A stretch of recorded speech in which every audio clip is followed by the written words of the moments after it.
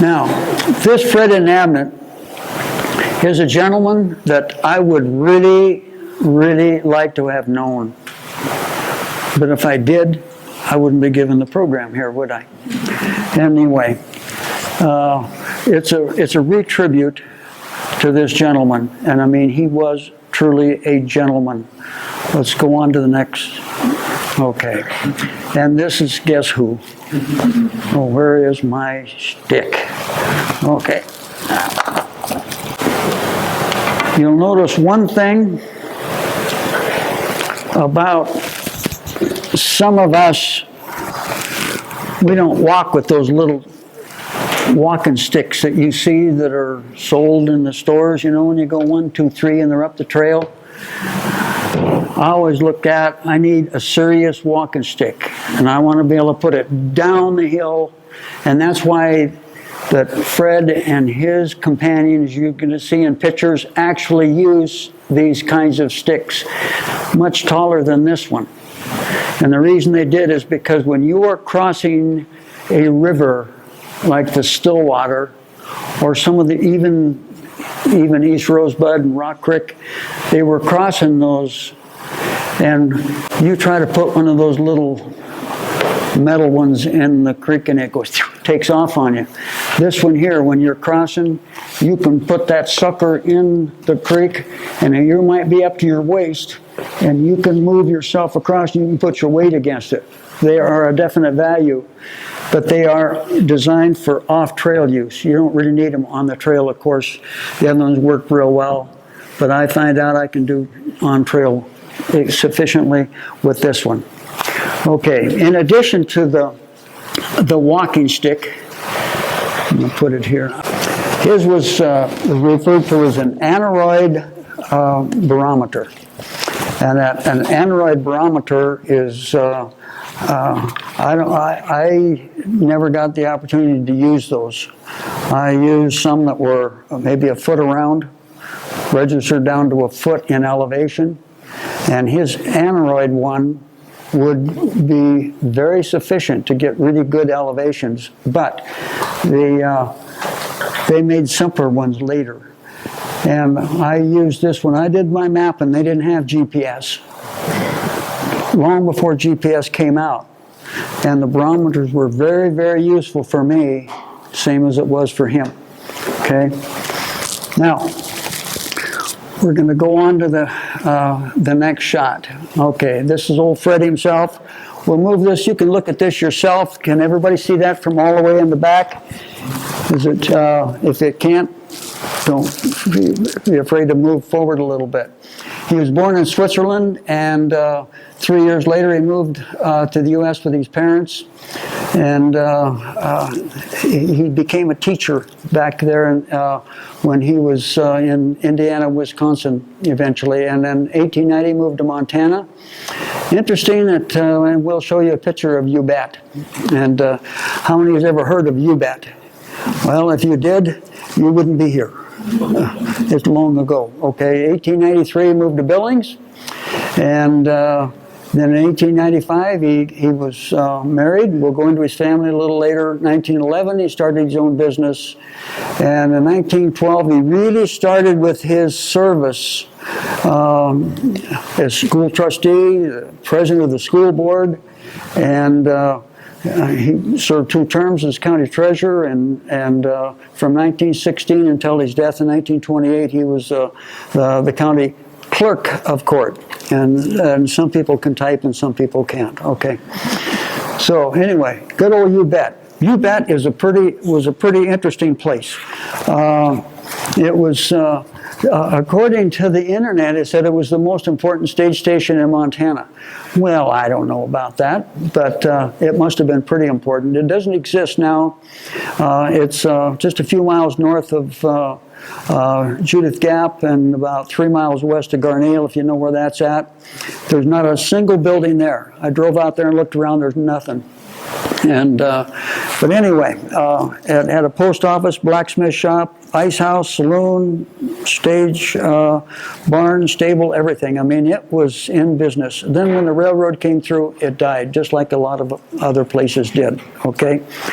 Okay, next.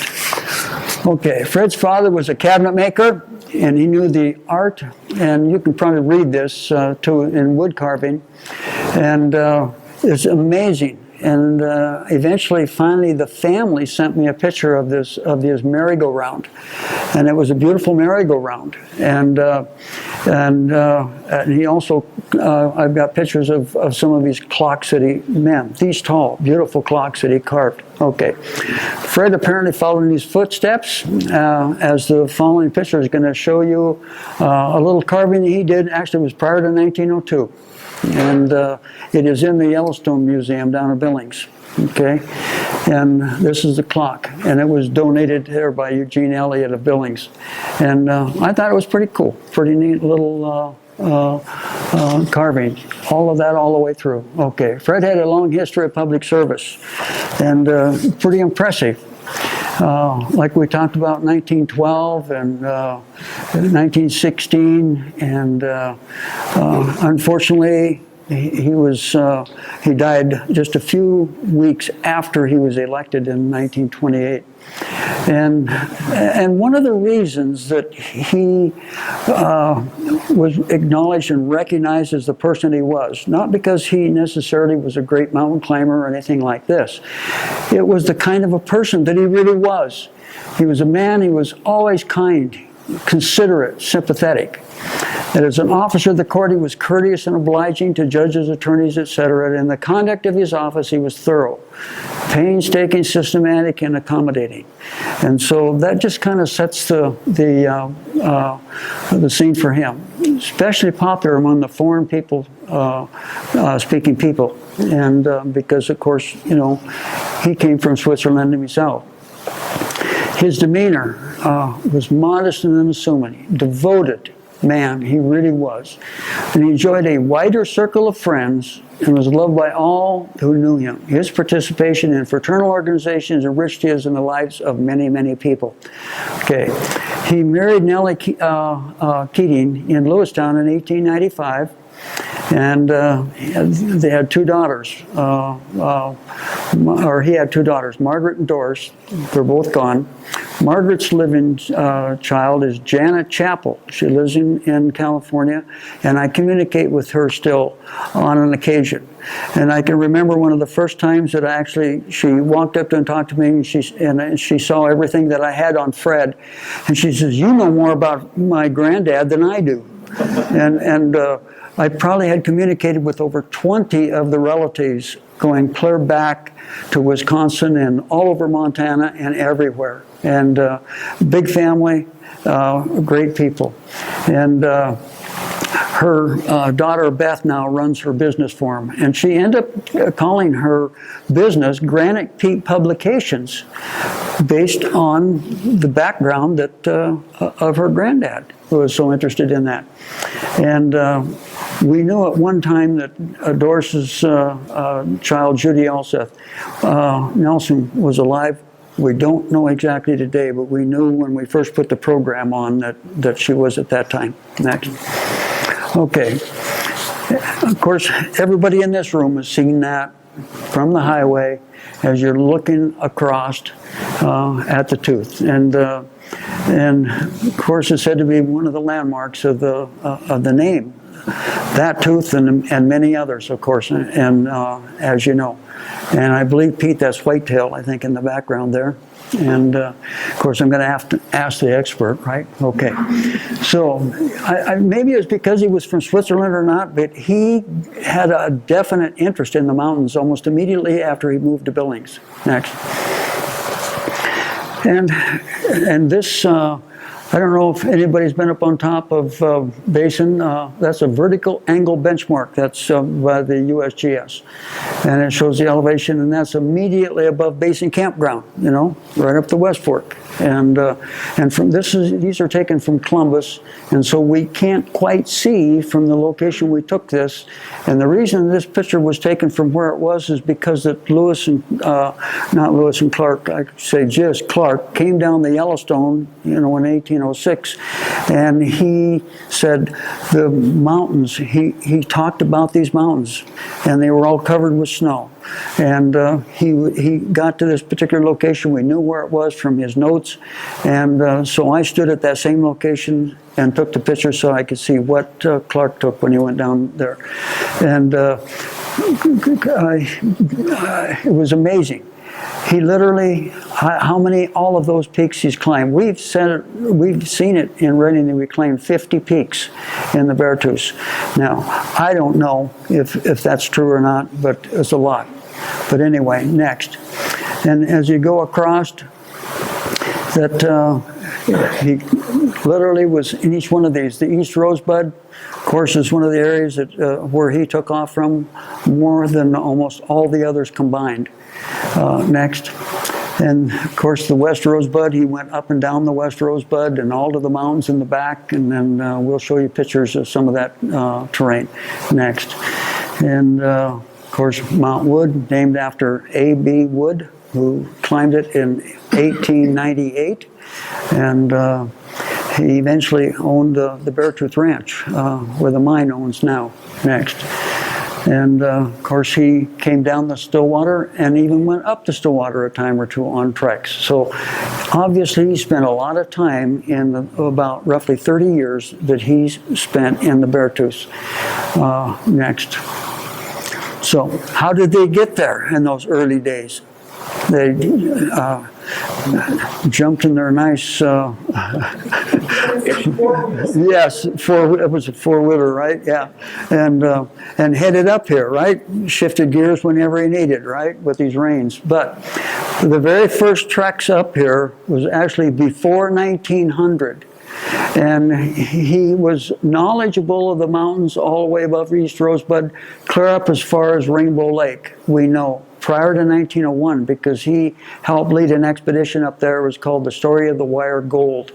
And they took horses to Rainbow Lake, if you can imagine, before there was trails. If you've been up that trail past Rimrock and around, it's absolutely amazing how they got horses up there. But they lost one up there.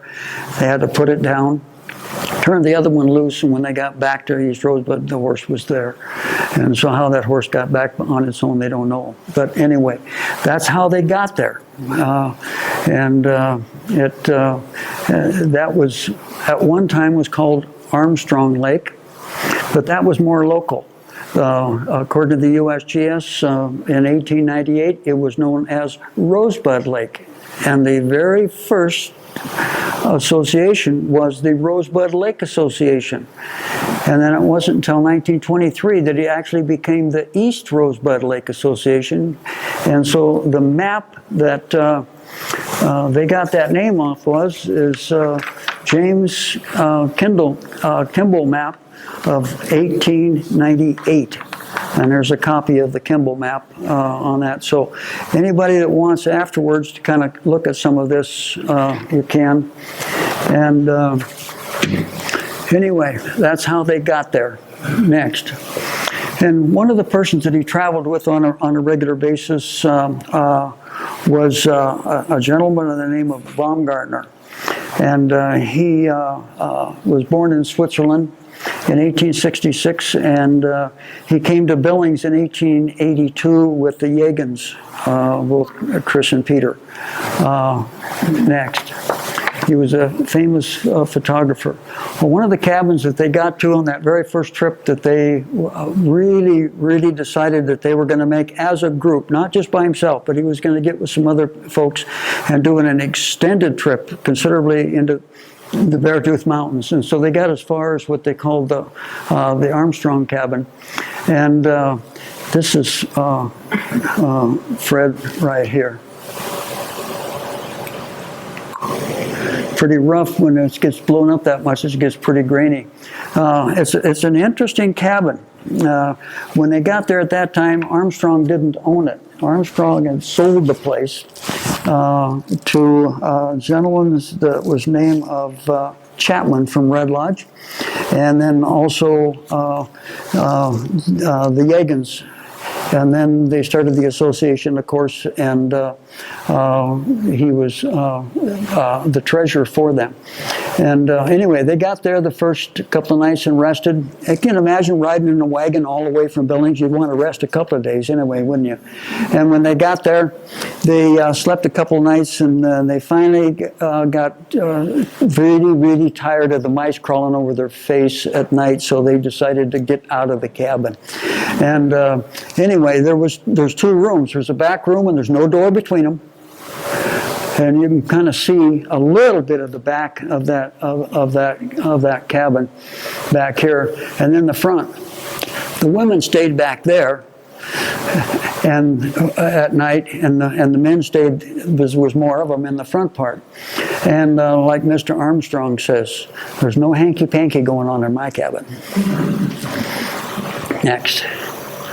So on that particular trip, they, of course, went to East Rosebud Lake, and you can click as we go here, dear.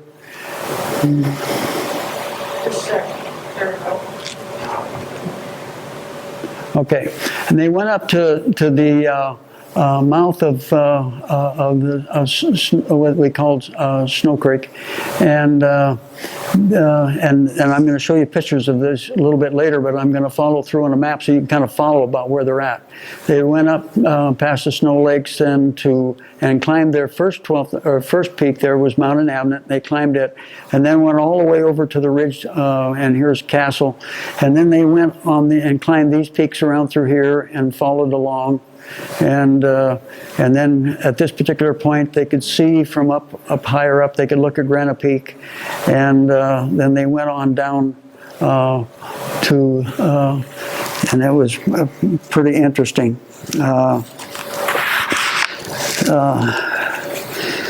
So now I'll give you a little bit more information. It goes, okay. Now this is what your girl would have seen. There's those falls. That's the first thing that they saw. They climbed past what they call the silver sprays of snowfalls, and this is the terrain that you're going to go through. That's the best part of the terrain that they would have been in, and the past Snow Lakes to the flower garlanded parks in the foot of the snowbanks, and after they climbed. That was the first peak that they climbed. And they went on up and around. And then there's some of the flower garden that you see in the Beartooth. And that's one of the things we enjoy a lot about the Beartooth, isn't it? Okay. And anyway, next. Then they made their ascent to the top of what is Mount Inabnit, and then went on into beyond Castle Rock. And once they got up in the Castle Rock country, they would have went west. And Pete, I used the best picture that we had associated with that. Thanks to Pete Shelley that this picture actually even exists. And as you can see, look at this terrain. Look at the country that they would have been going into. This was taken during the summer. This was not a wintertime picture, okay? And so a little bit of fresh snow can make quite a difference up there. Anyway, next. And there's a lot of things that you're going to see up there in that kind of country up there. You get up there pretty high. Here they're on an overhang. That's Inabnit and two of the buddies that he was with when he made that climb. And Alfred Baumgartner carried on the top of his packs. They had like 70-pound packs, and on top of that 70-pound packs, Baumgartner carried a box with all the glass plates in it to take pictures in. So you can imagine how tough those guys would have been. And in this kind of country that they were carrying that. And you notice what he's got over his shoulder, you know. And anyway, next picture. Well, we about lost it there. Okay. And anyway, they were greeted with magnificent expanse and gem-like lakes. And this just happens to be one that I filled in that John had given me. and that some of you might recognize that. I probably shouldn't say it's turtles, it's whatever anyway. But the gem-like lakes and glittering glaciers and massive peaks, and to the land that I am using the wording that William Banfield used in his book on him. Anyway, they hit us a hailstorm and a torrent of snow, walking in blinding sun with 4 inches of new snow. How many times you've been up there, Pete, and you've hit a little bit of snow? Just a little bit of snow. Okay, next. Anyway, they swung across the high ridge of the East Rosebud or the divide between that and the Clark's Fork, and then they got to a point they could see Pilot and Index peaks above the Clark's Fork River, and that's in the distance there. Next. And anyway, the party then turned where the lofty comb of the crest of the granite peak beckoned them to a contest, which was afterwards to become one of the chief lures that brought Inabnit back again and again at its sides. Then by the waterfalls and lakes, they returned down the East Rosebud drainage to their point of beginning. They were scarred and battered by wind and sun. Von Eschen's nose was swollen to the size of a man's hand. They were footsore, lame of back, and weary. But the experience and the pictures they brought back repaid them for the discomforts they had endured. That was the first short trip that they made. Next. And that's pretty neat. Okay, the next trip was, he was up there every year, but the next trip we got recorded, of course, was in 1908. And they actually went by railroad up to Camp Senia, and then they went over the divide, no trail. We went on over to East Rosebud Lake, went up, and then eventually went up what we know as Arch Creek. Okay, they went up Arch Creek, and I just threw those in. I know now more by the notes that they actually went up. They saw the arch, worked its way around from the arch, and I got pictures of those when we'll show you those, which is about right in here. And then it was on the divide, and they actually worked their way up this way to Mount Peel. Next. So once they made to Mount Peel, next they went on over to where they could go to the top of Tempest and got a closer look at Granite Peak, and then eventually went on down to Mystic and went out. So here they are. They start in Red Lodge and then end up clear over there in the West Rosebud. And this is a picture of John Bronger. This is one of the first one that's known, and it was taken on that particular trip in 1908. And but that does not do justice to what that arch is. If you actually standing underneath it, to me, it's considerably more impressive than that. Here is the East Rosebud drainage down below. You go up Arch Creek, and you work your way up, and here's the bottom of it. And then look at, here I'm standing here on the side of it, and look how much taller it is, height-wise, by a person than what it was where he was standing. He was standing out in front of it up above. And so that is really an impressive feature. And I don't know if anybody have ever been to the arch and have the opportunity to stand underneath it. It's I think it's quite an experience. It's a beautiful opportunity. Next. And they continued on. And look at the massing of the countries here. The arch was right over in here, worked their way up, come around on the ridge, and instead of going along on the ridge, we went on over and dropped down into the lake and where we had started back in this neck of the woods over here when we made the trek that day. That was just a short trek. Okay, but they worked their way around on the ridge, went up to Mount Peel, and on over to Tempest Mountain next. And one of the things Banfield talks about is the turquoise lakes. And of course it's based on the glacial milk on that and why it gets the color that it does. And this is Brent Lake, and once upon a time it produced trout 4, 5, and 6 pounds. And it didn't the day I was there. But anyway, it is beautiful, and they would have seen that from up on the ridge where they went. They would have looked right down into Brent. So that's one of the reasons that they refer to the color of some of these lakes, especially with Brent. Next. And when they got, of course, over onto to Tempest, and they looked across, and Fred talked about the pretty frightful views at this point. That would look like that would be pretty almost unclimbable. It is to me too, because Pete's been there 45 times more than me, okay? And me and Fred's been there the same number of times, okay? So anyway, next. Then they went on down and come back out the West Rosebud. But one of the locations that they started from, more cases than not, was, of course, was East Rosebud Lake. And we're at the upper end, and we're looking down. And this actually is my dad in a boat. He came up to give us a ride, and we just waved at him and walked back. But we had fished on up to the next lakes or two. But anyway, at one point, they eventually finished up there. How many? I'm sure everybody here has probably seen that up there. It's a beautiful facility. In fact, we gave this program one time in that building, didn't we, Jeff? On that, yeah. And anyway, that's a lot of the places they started from next. But of course, Granite Peak was a calling for them. They constantly wanted to actually climb Granite Peak. That was one of their objectives up there.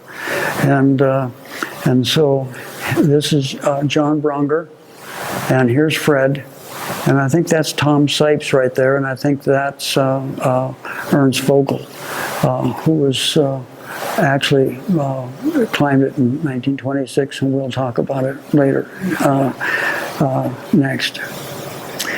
But this is one of the drainages that they often went up, and it was interesting that you remember I said that they stayed at Shannon's cabin. It was Armstrong's cabin, but they met Shannon.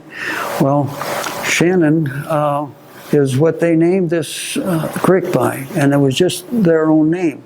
And now we know this is Phantom Creek, but when you get down right at about right there, from there on down, it's Armstrong Creek.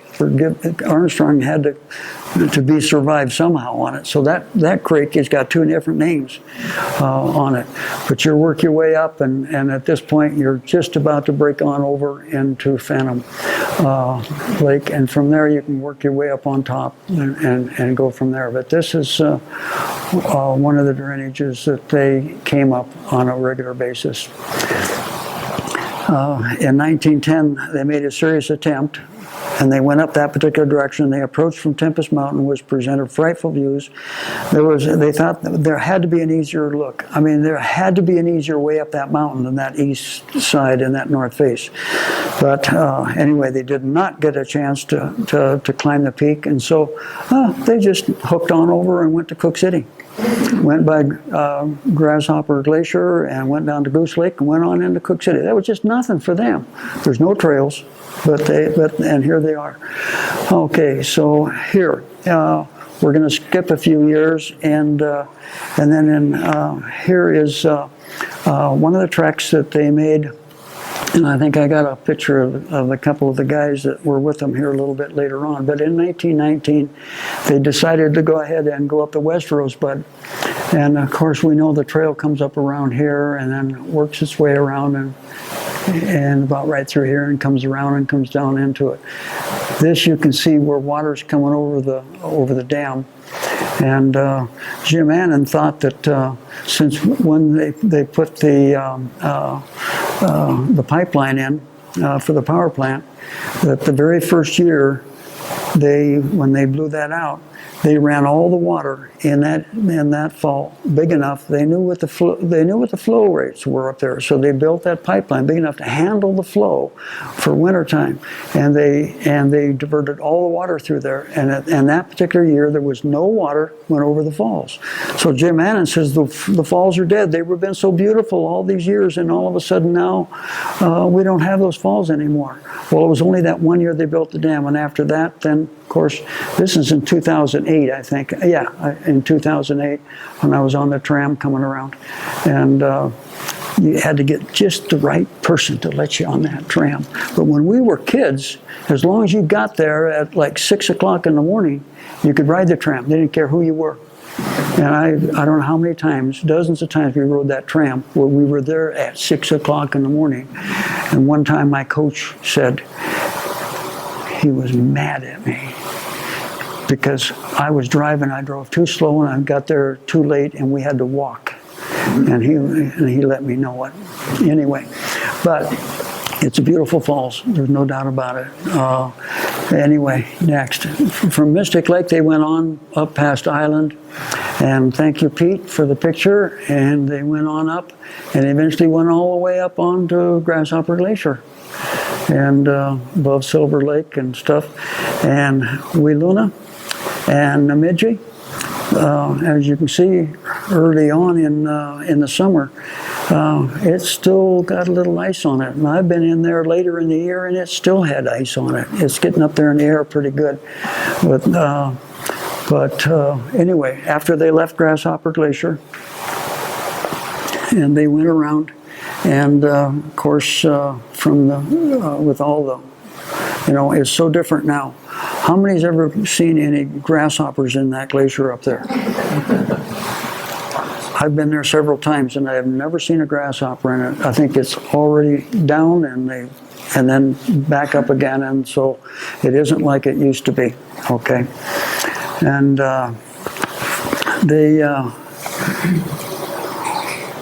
what slide are we on? 40. 40? Just a slide 40. Very good. I thought I might have went past one. Okay, so after they went to Grasshopper Glacier, they went on around and went past the Arrow Lakes, went on down all the way to the East Rosebud, which had been down in this neck of the woods, and then on back down to East Rosebud Lake. And they camped at Rimrock, somewhere in that vicinity, and they got absolute wet snow and rain, and it just soaked them. And Fred made the statement, one more night like this will heal me from ever wanting to be in these mountains again. They must have been slightly cool. Okay, this is a picture that our son took. Okay, then shortly after that, then there's Fred, and notice he's pole. My golly, he's using it for something besides hiking with too. And this is this William Banfield, who was the one that wrote the tribute we'll talk more about. And they decided they were going to make an effort to try to go after Granite Peak again. Okay, and so next.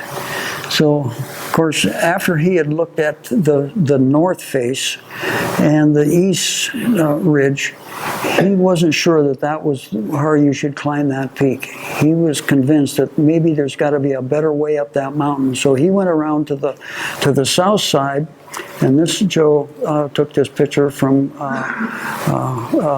Cairn Mountain, and you're looking at it. And it still looks like quite a mountain, doesn't it? Yeah. And of course, Pete's been up here and here and here and here, whatever. Okay, but I won't go into that. Anyway, next. And they decided that they were going to work their way around, and they thought that this notch would be maybe the way, that old V-shaped notch. And they climbed up this V-shaped crotch and between the two domes, 200 feet below the summit, where they encountered sheer walls, made it impossible to go any further. So at this particular point, somewhere right in here is about where they decided that they quit. That they were going to go up in here. And retreating down the chute, they decided to cross to the opposite side. Inabnit lost his footing and catapulted down the icy incline. But fortunately, a shelf 6 or 8 feet wide stopped his fall in a pocket of ice and snow. He said, by golly, that was the luckiest thing I ever fell into, he said. So he brushed himself off and gazed down the rest of the incline to the slide rock and talus below. The party then traveled on to Cook City. And bingo, what the heck, let's just skip on over to Cook City. And then they returned by what they called the moose-haunted lakes of the Clarks Fork and across glaciers on the way back to Camp Senia. So here they are. Look at the terrain and the travels and everything else that they did. At another glacier, it was necessary to cut footholds across a narrow tongue of ice, which terminated after a steep incline in a high wall of ice, and any misstep might have had fatal consequences. I remember when I was up to Medicine Lake, there I'd come across one of the drainages and was cutting around, doing some mapping. I was going up to Karen Lake, and that it got steeper and steeper and steeper and steeper, and all of a sudden it looked like that where I was walking into was just straight down into that lake. And so I did the same thing that he did. I cut footholds from here to about halfway across the building here. Cut footholds and walked in those footholds around. So I look at that and I thought, you know, Fed, I would remember exactly what you're saying right there. Okay. And then east of Cook City, more than half of the timber was when they returned, either burned or blown down, making intermingled granite boulders, making travel almost impossible. Am I still okay? Can you still hear me? Okay, very good. Okay. Now, this, thank you, Pete, and Pat, that this kind of is a good description of the first ascent that was made by two different parties. And Banfield writes, largely through the efforts of Inabnit, the Forest Service became interested in conquering Granite Peak. In late August of 23, Robert Ferguson, supervisor of the Beartooth Forest, Joseph Whittam, supervisor of the Custer Sioux Forest, and Eaters Koch, and I guess that's how you pronounce that, I've been told, assistant director of forester at Missoula, made the attempt along with an Inabnit Entity Party from Billings. Now, if you really want to read a little bit more about that, one of the best books that's ever been written on a lot of this kind of history in it, and this showed via pictures, showed pictures of them throughout that entire expedition, and showed the pictures of the guys and names of every one of the guys and everything else.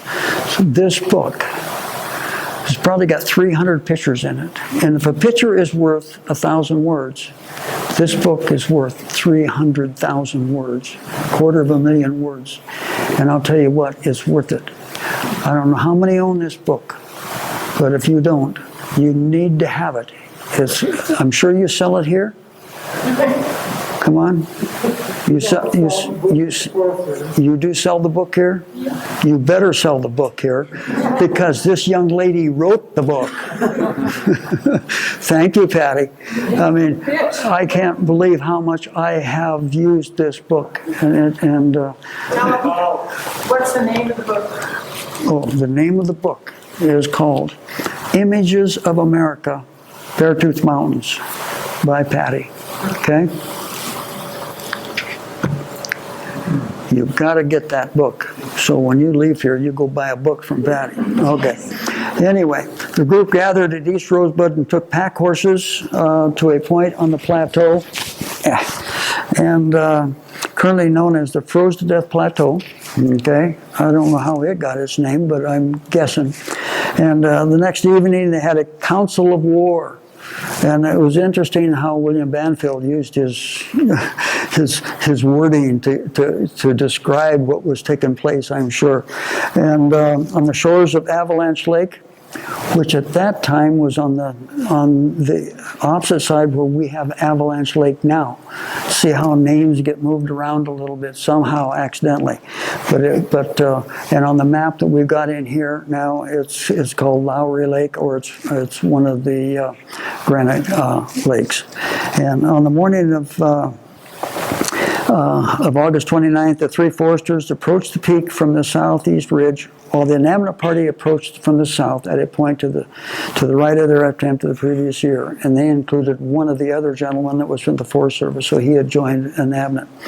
Okay, when the Inabnit party reached a point where they encountered the same old perpendicular walls, and asked Pete, he'll tell you exactly where they're talking about. And they heard the triumphant shouts of the successful Foresters Party. Granite Peak was finally conquered, August 29, 1923.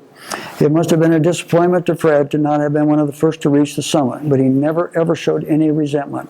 It was on the return down Granite Creek on this and another trip, Inabnit said, the old fellow who made Granite Peak must have had a lot of stuff left over and just dumped it in there. I thought the last time I was here that no one would ever catch me here again, but here I am. And okay, next. And this is a picture, according to Joe Joseph, and that as you work your way up, Pete, as you come up that little chute at the angle you come up, and you come up and you hit that kind of that ridge right there, and you work your way across. And Joe said that's where they took this picture from, and he was going to go in there and study that area a little bit more where that perpendicular wall was. And I've talked to Pete before on it, and he's pointed out where that perpendicular wall is. So I'm sure he's climbed up around that and up into that, like he said, how many times. Okay. Anyway, next. One of the things that it was interesting that Fred enjoyed was the wildlife, but he had a lot of fear of moose, and he had more fear of moose than he did of bears, even though they did have a bear one time that ravaged their tent. And in one time they had a bobcat that while they were in the tent, a bobcat jumped in there. Their so-called tents were probably like lean-tos, and they were open on one side, and they called it a tent. And this bobcat jumped in on one of the guys, and he hollered like mad, and Fred said, "Don't worry, it's just a bobcat." And and anyway, this particular picture here was taken by my Lonnie, our son, and we got just as close as we could possibly get where we thought we were safe and didn't want to get any closer at all, but we got right up to it. And that's not taken with a telephoto lens. That was just a regular lens. And just as we got right there, Lonnie rolled down the window and took the picture. So we didn't think we were in a lot of danger, but we didn't want to get too close, we'd scare him away. But one of the things that he talked about also was with the animals was sheep and goats and stuff like that. This particular and Nanny and her little kid, Wade we were in Lone Elk, I think, up there just at the headwaters of when the drainage is going into Granite, and he said, "Look over your shoulder." And I looked around, and here, about from here, not much further away from where Patty's sitting to me, she walked all the way around me, and the kid was just following her, walked all the way around and got up right above him. And I swear that goat was not 15 feet from him. And she was so, I couldn't believe how interested that she was with his throwing that. He'd throw that lure out there, and both their heads would go that way, and he'd reel it back, and they'd follow back. They'd throw it out there again, and her head would move. Finally, after about 5 or 6, she finally said, "This is enough of this. I'm leaving." And the goat says, "Hey, just throw it one more time." You know, he just couldn't quit. Well, one of the things that was interesting about Fred is that he did like to take pictures.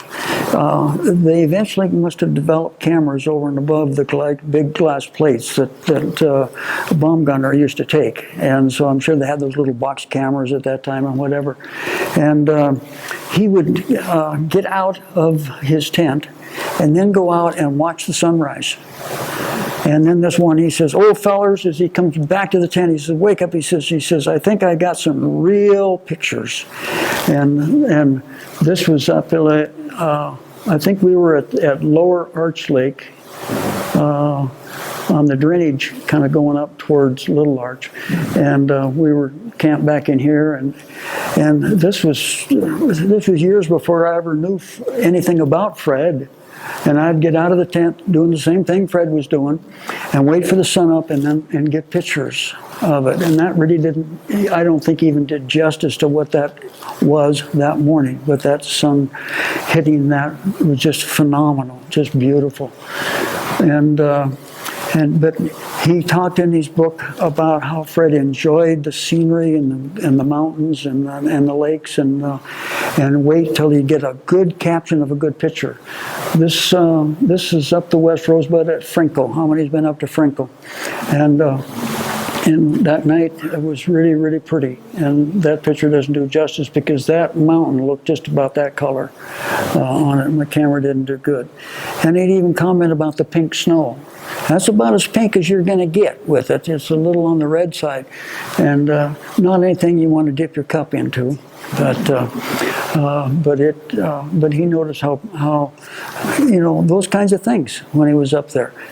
I never thought anything about it because anybody that was probably just like ourselves would do the same thing. Next. So anyway, we're going on. He let's see, that one is okay. Yeah, let's. Yeah,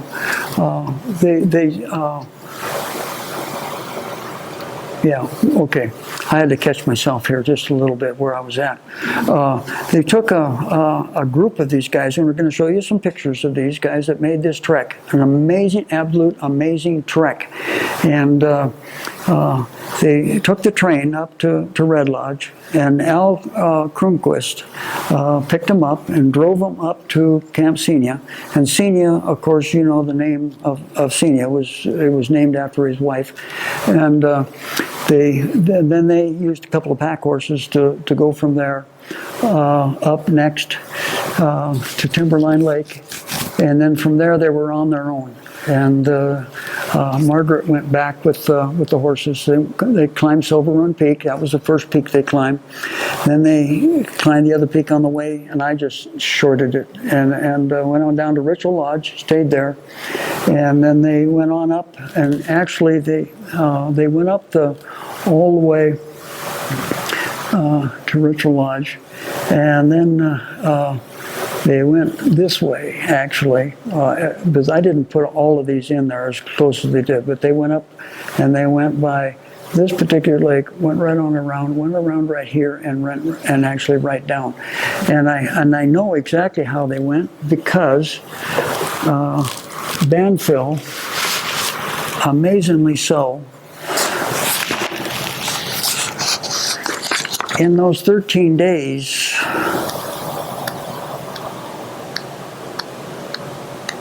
wrote all these notes of exact detail of exactly where they traveled.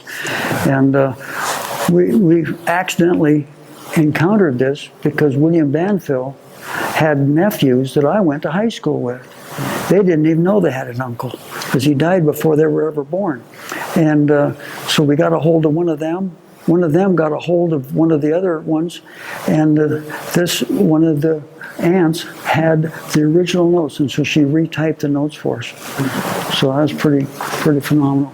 Anyway, then they went down to what they call Johnson Sawtooth Ranch, and down to Deep Lake, and we got some pictures of that we'll show you. Then up to Hickok's Beartooth Lodge, and from there they headed into what they were hoping to find, Crazy Lake. But they got a little bit lost, and they went down to the Clark's Fork again, and then went on up to Cook City, and then from there they went up to Grasshopper Glacier, then back over to Lake Abundance, and then a leisure trip down the Stillwater. And so here they are. They leave from Red Lodge, walk all the way up around from there, and then come out clear down in the Stillwater. It turned out, and I went back in, as I know from the notes, once I got the notes, I could follow it along exactly where they went, and on my Google I could figure it out. They traveled roughly 200 miles in that 2 weeks with those packs, and the elevation change of climbing the peaks that they did, because I just shot them on here. It doesn't show all the peaks they climbed. And roughly 30,000 elevation changes in that particular distance of time. They were pretty tough hombres. Okay, next. Okay, this is part of the guys. There's one guy here that is not in this picture, that's in the next one. And of course, here's Fred. And Margaret, that's his daughter, and that's her husband. And here's William Banfield, John Tansel, and here's, interestingly enough, here's Al Krumquist. So, I thought that was pretty neat.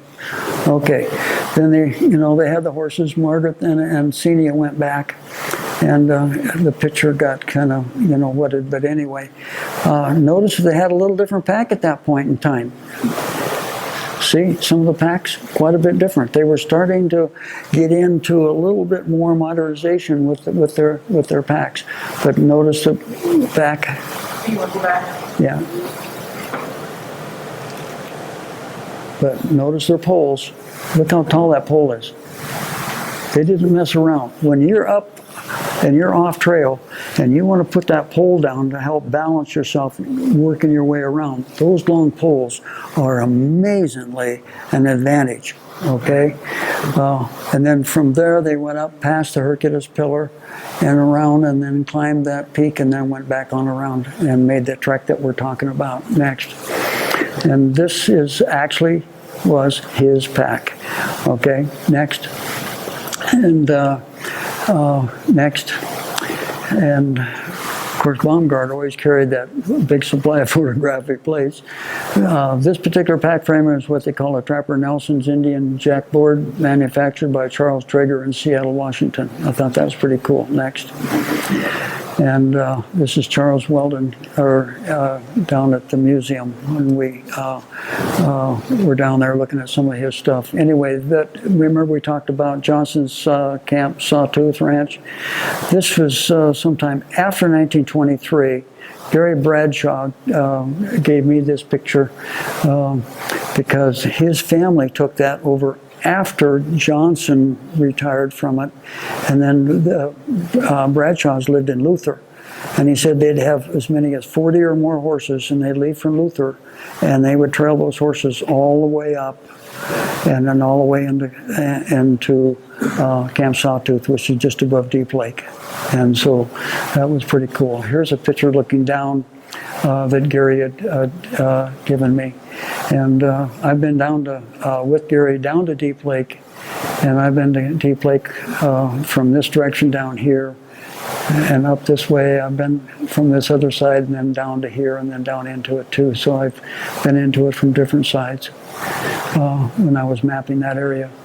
When they left Camp Sawtooth, they went on up to the butte there, and here's the lake. And from there they were trying to head on into this lake that they called the Crazy Lakes. Well, look at this map, and you know how many lakes there are in that neck of the woods up there, and it's no wonder they got lost. And they had quite the conversations. And in this particular neck of the woods, when I was mapping this back in the 80s, I had the early USGS maps. And I had stereo photography for me at the time, and I wouldn't go more than a quarter mile, and I'd put my trail in. I'd go another quarter mile, and I was stereo, and I look at the terrain and put it in, and I mapped that entire country that way, every trail in that neck of the woods. I'll tell you what, that was a challenging country. And even the guides that have hunters in that area said they will never turn a dude loose, even if he's been there 10 times. They will not turn him loose. He has a guide with him every day, all the time, because it's real easy to get lost. And that's why the USGS, when they mapped that country, they were off half, 3/4 of a mile from time on the trails. And they supposedly walked them out, and they were still off. So that is really challenging country. Now, let's look at Beartooth Butte now and look at the lakes around it. Those early maps didn't have any lakes to speak of. They had Beartooth Lake and maybe a couple others. No wonder they got a little confused as to which one was Crazy Lakes. But the map that they used, besides the one other one that I showed you, was the 1918 Forest Service map, and it's got the Crazy Lake on there that they were headed to, so I'm sure that they would have had this 1918 map with them. But try to find your way through the country, that's another thing. Okay, next. They went on to Cook City, remember, and here they are at the Cook City store. It looks the same now with right out in front. That building is still there. And there's another building in between now, but doing a little boot work, huh? Okay, next.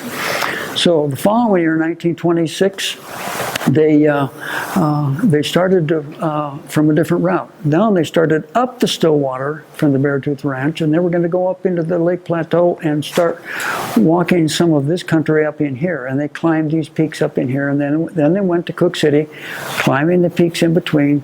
They went back to Goose Lake.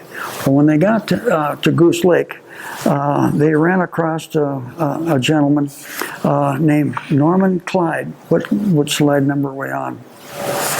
Okay. Okay, 61. Okay, I'll get to my notes for 61 here. Okay. And they got to Norman Clyde. They had 5 inches when they got up to the top of the plateaus up there.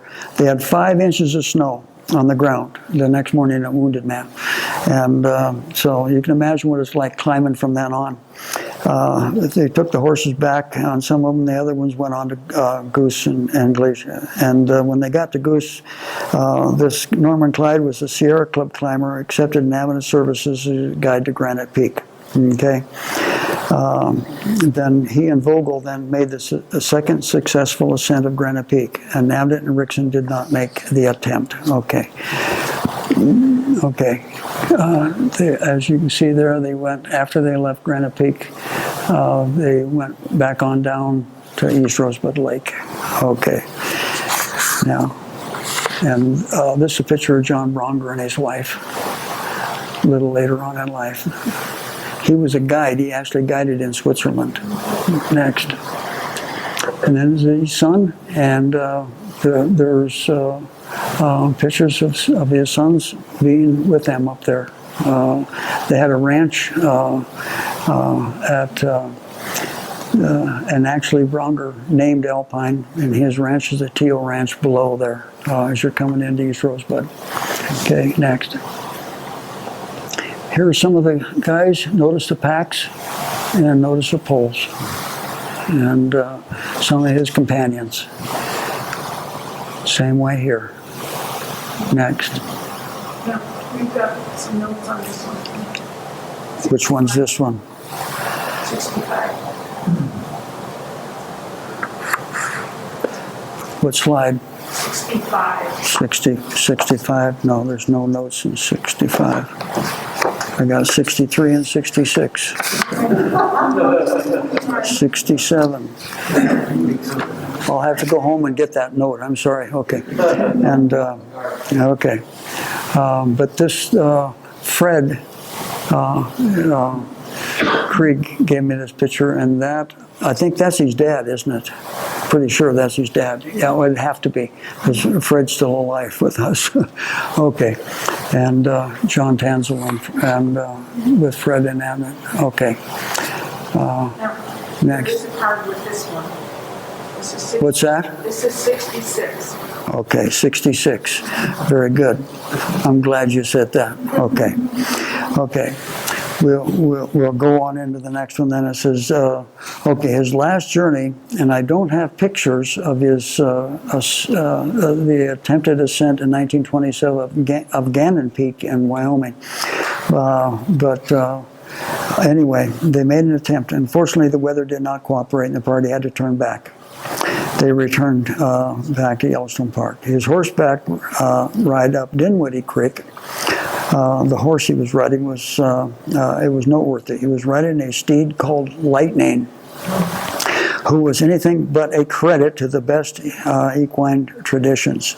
At times, Lightning made a show of life that showed a hint of his long past colthood, but Fred was persistent and dug in his heels and said, "Giddy up, Lightning," until the goaded animal broke into a short, live amble. The unintentional humor's never lost its savors. Okay, now, next. So, this last trip was what year? Okay, this is 67. Slide 67 is effort to make the Beartooth better known. Okay. was building of his relief map. In this tool shop, he spent long hours night after night toiling over his frame, painstaking and accurate about every detail. When the model was completed with the clay molded over the contour strips of wood to conform as exactly as he could have made it, and he used glass to depict the larger lakes. Mirror Lake was one of the smaller lakes in the Beartooth, and when we refurbished that lake, it had glass. Absolutely every lake in there was glass inside of this. And you can see Yellowstone Lake and the authenticity to that. And then the pantograph up there is how he would use his maps that he had, which really wasn't very good, but the pictures that he took and everything helped him and to help generate that. And then after he would then go ahead. This is not necessarily vegetation.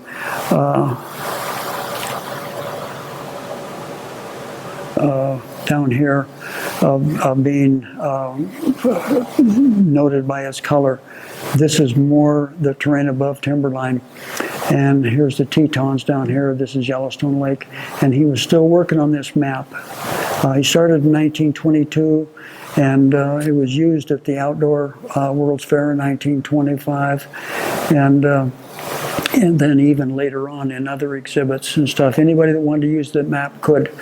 And he's, as you can see, go back. As you can see, he's working on this one, and see how those layers were made? They were all cut out in wood. Everything was cut out in wood.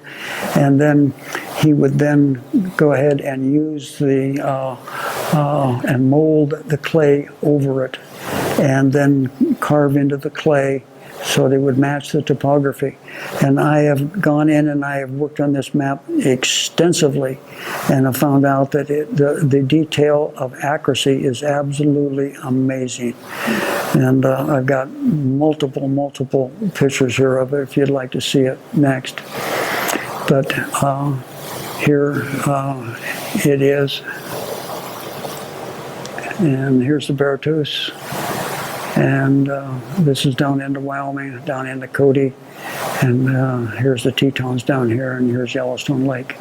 But it took us, I don't know how long we took. We spent 2 or 3 weeks refurbishing this lake or this map, because it was in a terrible condition. And so we spent a lot of time on it. I've got a lot of pictures of where we went in and cleaned up and worked on them. And John Matovich from Columbus made the table for us, and it fit on it. And all the 4 pieces, there's 4 pieces on here that fit on here. And then we have the slides down here, and then we have all of these are named down here so you can tell what it means. Next.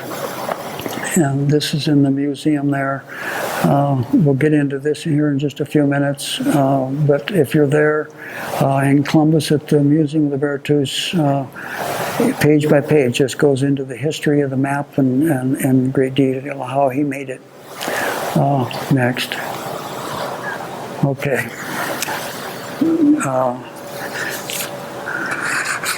A few months after his 1927 trip, the encroachment of disease began to make themselves felt. He still loved to talk about the mountains, but the thought, it was past him, and it brought melancholy reflections. On the afternoon of November 11th, 1928, Fred Inabnit passed away. In his eulogy, this is Sean Tanzel here, said, Mr. Inabnit was a man of unique character in many ways. No one could be associated with him without being drawn to him with bands of steel. He was a happiness dispenser, always jovial and sunny in nature. He was the most accommodating man I ever knew, inspiring of time, trouble, and expense, in helping those who came to him. He was especially the friend of the foreign-born. He was a friend of all men. The rich respected him. He was loved by those by the moderate circumstances, until it might be said that the poor almost worshipped him.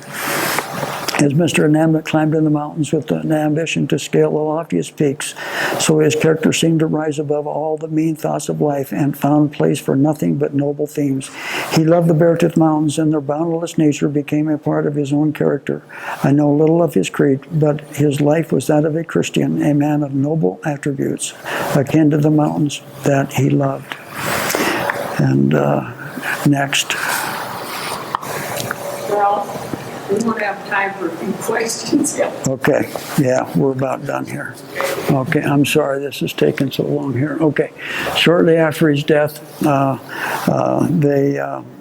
this writer, William Banfield, wrote this tribute book, okay? And next, and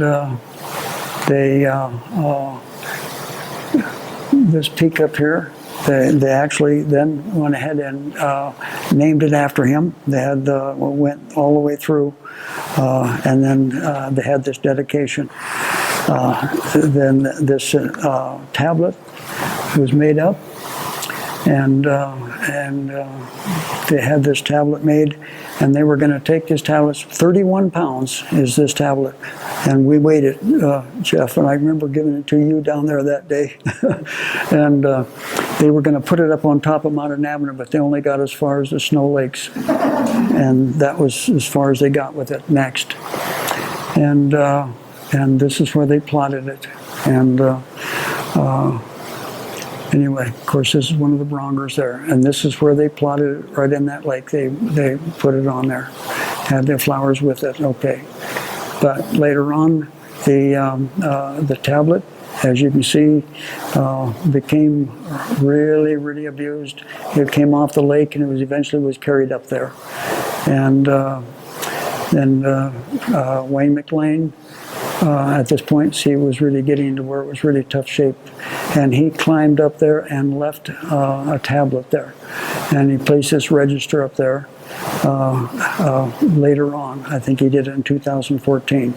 But he's the one that carried the tablet down where we could get it and get it refurbished, Jeff. Okay, and eventually we had it put in. Here's the trailhead down here, and eventually we end up with it about right over in here. And this happens to be the rock that was moved over to here. I'm telling stories here again, Jeff. Okay. Anyway, they had a dedication ceremony for him again in 2010, and guess who? Sitting right there, and Jeff presided over that. No one was more dedicated than Jeff on this project. His granddaughter Janet Chappell was there, and she unveiled it that day. Next, and then it was kind of fun it was kind of fun. And there's what it looked like now after we had it refurbished, and we had new bolt covers put in and made by a gentleman there in Park City. He made the new bolt covers for us. And that day we had quite a time down there at the inn.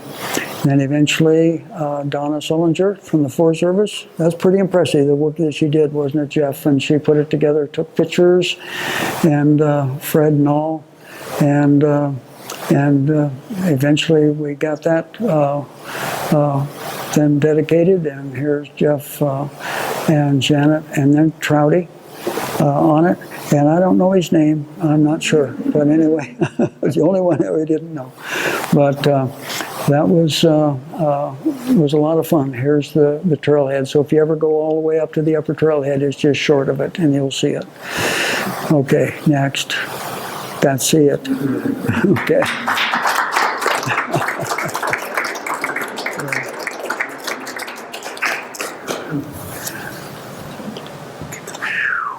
Okay.